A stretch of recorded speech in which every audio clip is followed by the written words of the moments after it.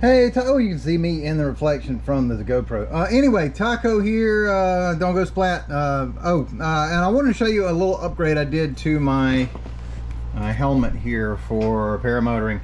Some of you commented after my last video, actually I think it was on the Facebook group, not on YouTube, that my GoPro was going to get stuck on the lines when I flipped around doing reverse stuff. And the problem was there was a mount or the screw thing that for the GoPro that sticks out, probably something about like that.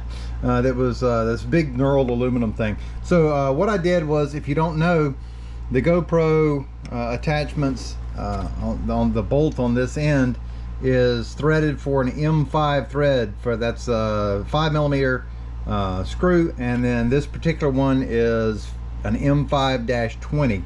And it sticks out just a little bit on this side, so I could use a shorter one if I wanted to.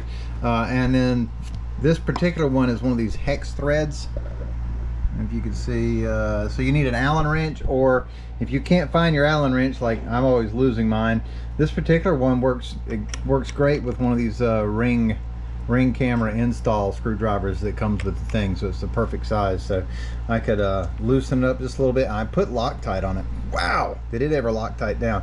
So I could loosen it up, and then I can really set it as tight as I want so it won't flop around while I'm in the air.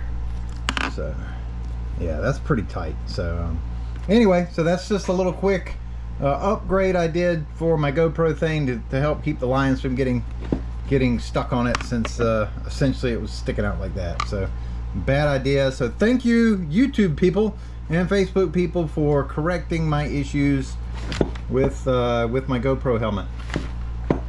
Remember, rule 1, don't go splat.